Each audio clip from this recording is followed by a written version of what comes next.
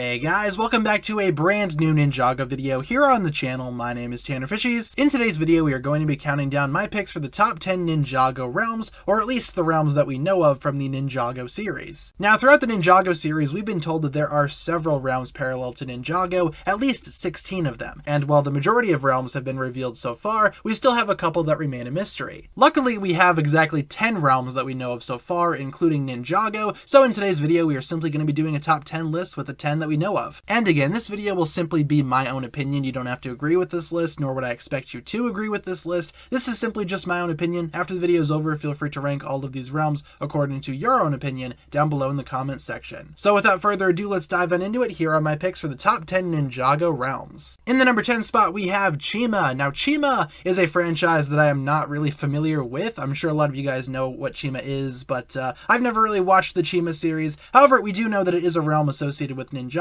In fact, Morrow and Lloyd visit Chima at some point during Ninjago Season 5, and we have a whole bit during Season 11 where Chima is open to Ninjago as well. I think the realm of Chima is a fantastic realm. I think its scenery is beautiful. I love the idea of animals basically running the entire place. However, like I said, I don't know a whole lot about the Chima series, so my knowledge of this realm is pretty limited. Therefore, it takes the number 10 spot on this countdown. Nothing against Chima, I just don't know a whole lot about it. In the number 9 spot, we have the Realm of Madness. This is the place where Garmadon went during Ninjago Season 1 to gain his 4 arms or something, and I like this realm. It's pretty creepy, pretty mystical, all things considered. I find it to be pretty unsettling, pretty eerie. However, there's not really a whole lot to look at. The scenery is very bland, very gray, very purple, but I do like some of the creatures that we find in this realm, and of course its significance to Garmadon's story is worth noting. Overall, the Realm of Madness is kind of boring, all things considered, but it is important to Garmadon's story, so I have to give it some level of respect. Therefore, it takes the number 9 spot on this countdown. In the number 8 spot, we have the Departed Realm. The Departed Realm is where all souls in Ninjago go to rest and spend all of eternity, but the realm itself we have very limited knowledge on. We've only seen a few glimpses of the realm throughout Ninjago's history. Never once have we explored the realm fully, and I think that's for a reason. It's because it's the afterlife for a lot of Ninjago characters. It would be kind of weird to explain how that works in the setting of Ninjago itself. But still, from what we've seen so far, the Departed Realm looks pretty interesting. Its concept is pretty intriguing as well, and a lot of characters that I care about have ties to the Departed Realm,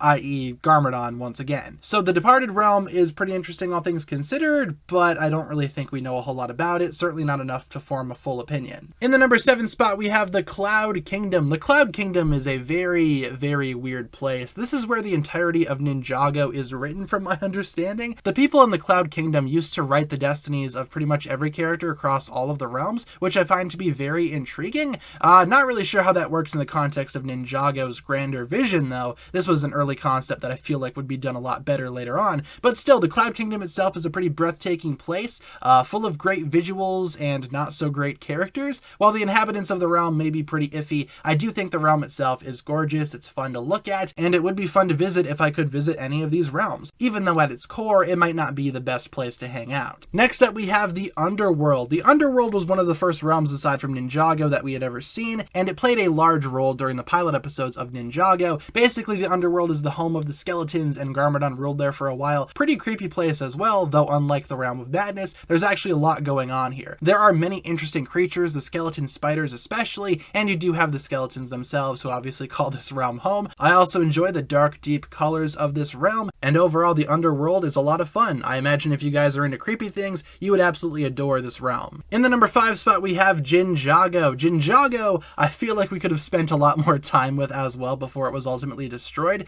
Being a sister realm to the Cursed Realm, Ninjago really didn't stand much of a chance after the Cursed Realm was destroyed, and we saw in Season 6 Skybound, Ninjago get torn out from under Nauticon and his crew. The realm itself looked fantastic, though. I found it to be a really interesting realm, being the home of the Jinn, and I feel like we should have explored it a little bit more. Nauticon did go on to recreate Ninjago in Ninjago itself, but Ninjago as a realm, I feel like we should have seen a lot more of. But still, Ninjago looked interesting. I loved its relationship with the Cursed Realm, and even though Ninjago really doesn't seem like much, I found it to be a really interesting concept, and one that I'm still fascinated by to this day. I would love to see a prequel series set maybe in Ninjago before it collapsed. That would be awesome to see, but for the time being, Ninjago, while we didn't really spend much time with it, it left an impact impact on me, therefore it takes the number 5 spot on this list. In the number 4 spot, we have the Never Realm. This realm is really cool looking. Even when it was in its Endless Blizzard form, I liked how this realm looked. We had never seen Ninjago capture an environment such as this before. We've seen snowy places before for sure, but this realm definitely was the snowiest of all of them. And for those that don't know, I live in an area with a lot of snow in real life, so this realm,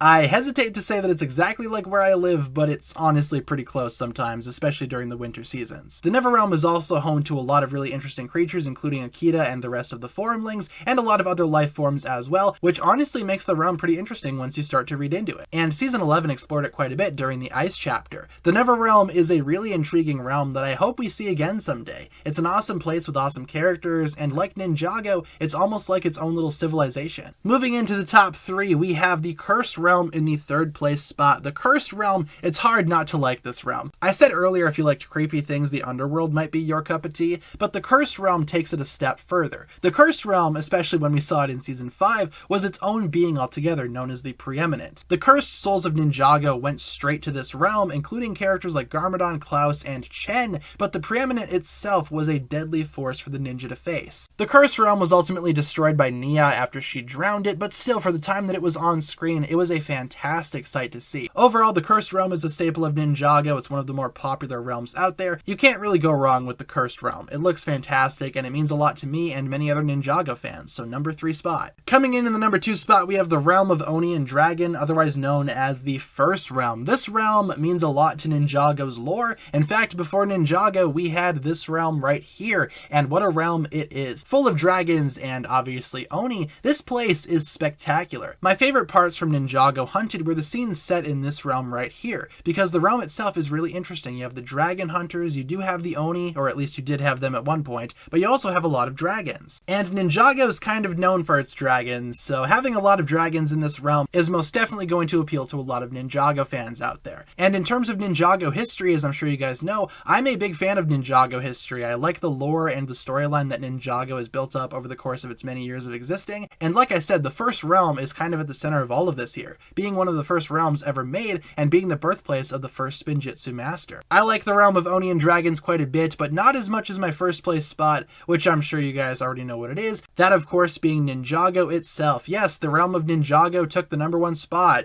Shocker, I know. But there's really no comparing Ninjago with the other realms here. We've spent a lot of time in Ninjago with these characters and this world, exploring different parts of Ninjago, including Shintaro, Merlopia, everything in between. The realm of Ninjago has a lot to offer, and it's actually quite massive as well. And of course, being the main centerpiece of the entire Ninjago franchise, this realm we've spent the most amount of time with, and it's been the most developed out of all of the realms. So it's hard for me to put anything above Ninjago. Ninjago is kind of like my home away from home at this point. Lots of really cool stuff going down in the Ninjago realm itself, and a lot of really interesting locations that I wish we would see more of in the future. But overall, Ninjago itself is an expansive, massive world that I hesitate to say is weaker than any of the other realms out there. It certainly is the best in my opinion, and I imagine a lot of other Ninjago fans would say the same. And with that being said, guys, that'll pretty much wrap it up for my thoughts here. Leave a comment down below discussing what you think about all of these realms, and if you want to rank all of these realms yourself down below in the comment section, feel free to do so. Or if you just wanted to drop your favorite realm down below, feel free to do that as well. Thank you all so much for watching, everybody. That'll pretty much wrap it up for my thoughts here. Hopefully you enjoyed today's video. If you did, be sure to like and subscribe to all that fun stuff, and I'll talk to you guys again really soon.